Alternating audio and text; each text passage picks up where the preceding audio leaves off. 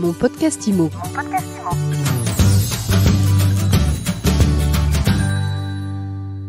On s'intéresse au réseau de mandataires aujourd'hui dans Mon podcast IMO. Longtemps, les mandataires indépendants ont été considérés par les agents immobiliers classiques un peu, disons-le carrément, comme les parias de la profession. Les relations entre les uns et les autres sont en train de s'apaiser. Le succès phénoménal des mandataires n'y est sans doute pas pour rien. On en parle tout de suite avec Vincent Pavanello. Vincent, bonjour. Bonjour Ariane. Vous venez de publier un livre blanc, Les réseaux de mandataires, 40 000 entrepreneurs au service de nos projets immobiliers. Pour que les auditeurs comprennent tout de suite de quoi on parle, c'est quoi un réseau de mandataires, Vincent ?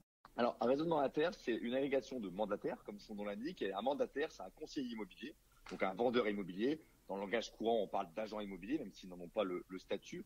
Un conseiller immobilier qui est indépendant, donc qui est un chef d'entreprise et qui est rattaché à un réseau sans agence physique. Quand on parle des grands réseaux de mandataires, IAD, Safety, Capifrance, Optium et Efficity, la différence par rapport à Orpi et à Century 21, c'est que vous ne trouverez pas dans les rues de votre ville une agence physique avec marqué Safety, IAD ou le nom d'un autre réseau. Donc, un réseau de mandataires, c'est un réseau qui agrège des indépendants, des chefs d'entreprise qui font le métier de vendeur immobilier, de conseiller immobilier, mais depuis leur domicile et en se rendant directement chez leurs clients, vendeurs et acheteurs. C'est très intéressant parce que vous dites vendeur immobilier, vous ne dites pas agent immobilier. Qu'est-ce qui vous a poussé à écrire ce rapport en pleine crise sanitaire, Vincent Pavanello ? Alors je pense, et vous l'avez dit dans votre introduction Ariane, c'est que il est temps, et en tant qu'observateur extérieur, il était temps pour moi aussi de faire œuvre de transparence et de montrer et de démontrer la pertinence du modèle des mandataires immobiliers. Pendant plusieurs années, vous avez parlé de paria, en tout cas je pense qu'il y avait une certaine opacité sur le modèle des réseaux de mandataires et pour le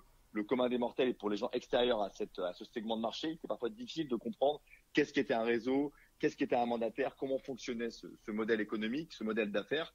Et donc j'ai eu envie d'apporter un éclairage et de dire ces entreprises sont fortement développées, voilà comment elles fonctionnent, voilà quels besoins elles répondent, voilà pourquoi elles ont trouvé une clientèle, des vendeurs et des acheteurs prêts à travailler avec elles. Voilà pourquoi aussi, et c'est peut-être le point central de ce rapport, voilà aussi pourquoi elles sont si attractives pour les 40 000 mandataires qui aujourd'hui appartiennent à ces réseaux et qui demain seront peut-être 60 000 ou encore un peu plus. Et donc, l'objet de ce rapport, c'est d'écrire le modèle, expliquer, mesurer le poids économique de ces entreprises et puis montrer en quoi les valeurs qui ont fait ces entreprises, le télétravail, le digital, le désir d'indépendance, sont des valeurs qui sont très fortes dans notre société aujourd'hui. Ces réseaux, ils ont poussé au début des années 2000, globalement, à l'ombre des agences traditionnelles qui le regardaient, on l'a vu tout à l'heure, qui les prenaient vraiment de haut. En une vingtaine d'années, ils se sont fait une place au soleil, ces réseaux de mandataires. On y trouve aujourd'hui de véritables success stories. On pense par exemple à la réussite spectaculaire d'IAD. Comment ça s'est passé ces 20 années ? Oui, alors c'est pas une croissance qui est linéaire. Au fond, entre 2000 et 2010, il y a quelques réseaux qui émergent. Et on estime que notamment, par exemple, pour illustrer, à la fin de l'année 2010, il y a 5000 mandataires qui appartiennent à une douzaine de réseaux qui sont existants. De 2010 à 2015, il y a une première phase d'accélération, mais la vraie phase, j'allais dire l'accélération forte, radicale, c'est depuis 2015, où là, on a une explosion du nombre de réseaux, une explosion du nombre de mandataires avec effectivement des grandes réussites.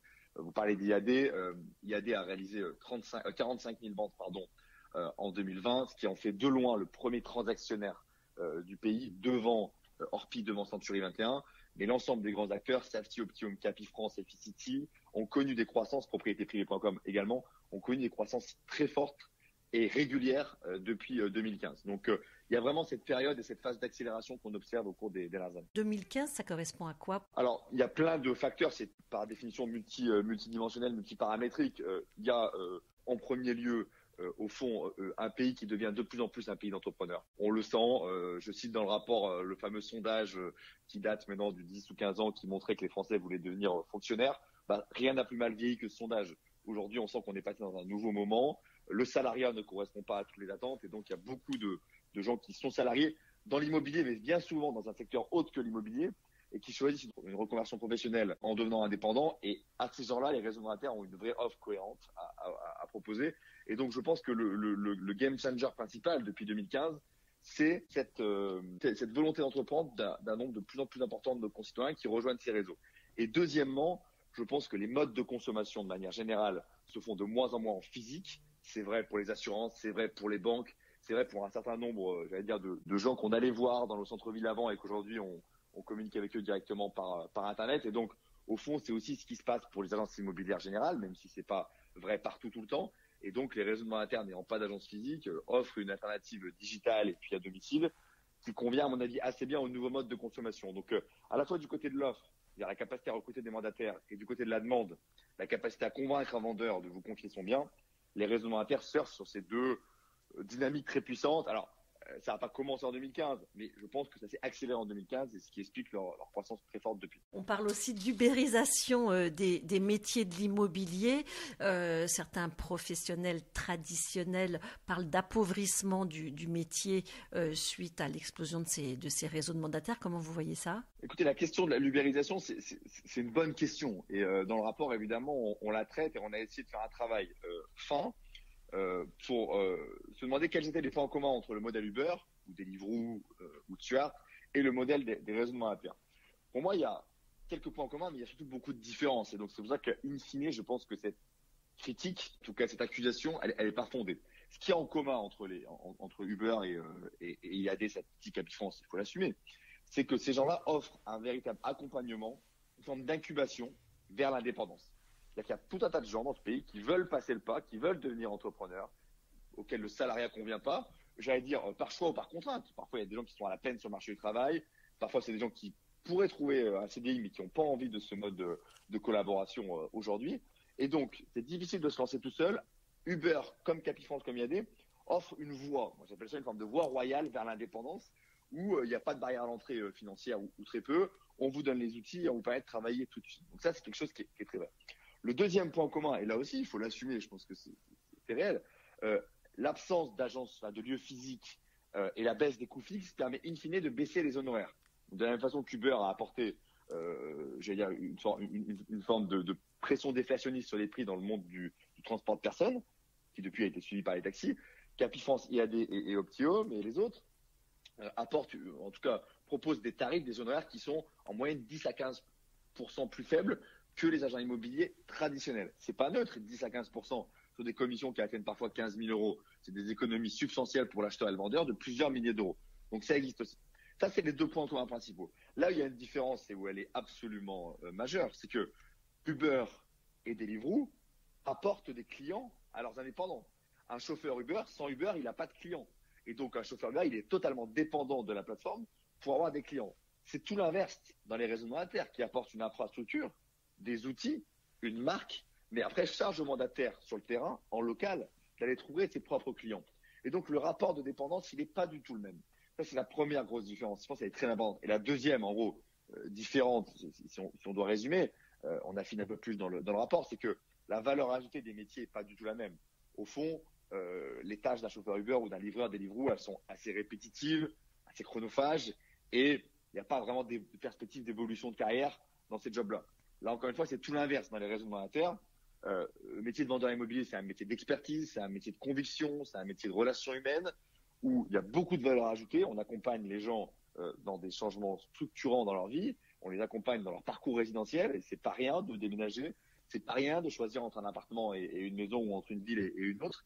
Et deuxièmement, au-delà de la valeur ajoutée, c'est un métier dans lequel il y a des vraies perspectives d'évolution. Puisque dans ces réseaux, plus vous gagnez en expérience, plus vous pouvez passer du temps à former les autres mandataires du réseau et donc à partager votre expérience. C'est très valorisant pour un mandataire d'arriver à un stade d'expérience où il peut partager son expérience.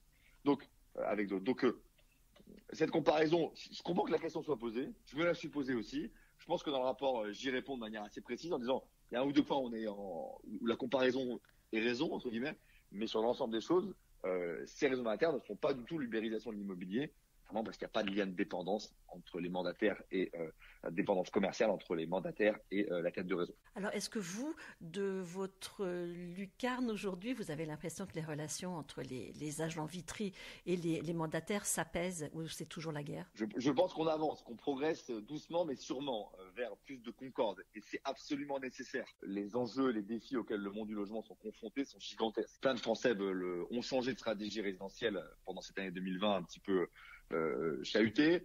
Plein de Français continuent à changer de stratégie résidentielle en ce début d'année 2021, lui aussi très chahuté. Il y a un besoin de conseils énorme. Je pense aussi qu'au-delà de ces changements de stratégie, on a un sous-jacent, en tout cas, le logement se complexifie.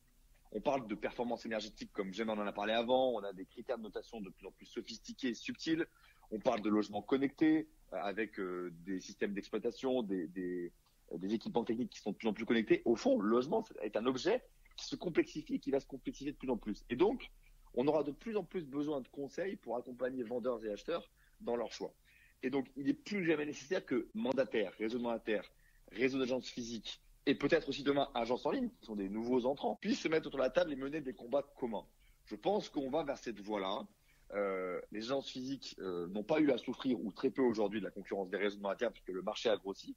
Et donc, les réseaux mandataires ont prospéré, mais pas au détriment des autres, ou très peu. Les agences physiques ont recours beaucoup aussi à des agents commerciaux indépendants. Et donc, au fond, recréer des petits réseaux mandataires, c'est quand même ça la réalité. Donc, je pense que tous les ingrédients sont réunis pour que les différents segments de ce marché se parlent et assument qu'il y a plusieurs modèles. Et après, c'est le client final qui choisira, comme toujours. Et pour le client final à l'arrivée, avoir affaire à un agent immobilier classique ou à un mandataire immobilier, eh bien, ça n'a pas l'air de changer grand-chose. Si les réseaux de mandataires ont réussi à passer de 3% de part de marché en 2010 à 20% de part de marché, moi je raisonne toujours sur le marché intermédiaire en 2020, c'est que globalement le client était très favorable à cette solution pour plein de raisons, mais évidemment il y a eu une adéquation entre l'offre et puis la demande. Il y a des bons mandataires, il y a des mauvais mandataires, comme il y a des bons agents immobiliers traditionnels et des mauvais agents immobiliers traditionnels. Je pense qu'il ne s'agit pas de dire que les uns sont meilleurs que les autres. Dans le périurbain, là où les mandataires sont très forts, eh ben, il y a l'argument de proximité. Et là, pour le client, c'est quand même bien d'avoir un conseiller immobilier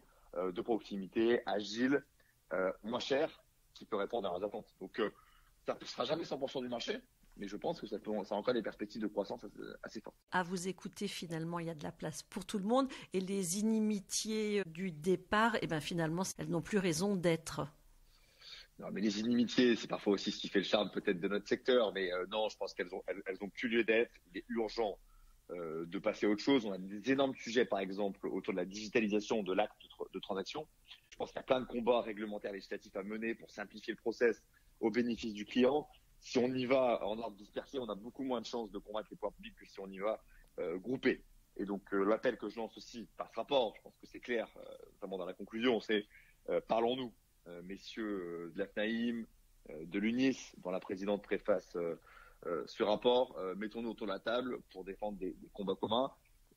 C'est pas ce qui manque. Merci beaucoup Vincent Pavanello. Je rappelle que vous êtes l'auteur d'un formidable livre blanc, Les réseaux de mandataires, 40 000 entrepreneurs au service de nos projets immobiliers. J'en profite pour dire qu'on retrouvera régulièrement vos chroniques sur MySuite Immo. Et pendant que j'y suis, je vous invite aussi à vous abonner à mon podcast Immo, partager cet épisode, commenter, laisser des étoiles. Ça nous fait toujours très plaisir. Et je vous dis à très vite pour un nouvel épisode. Mon podcast Immo.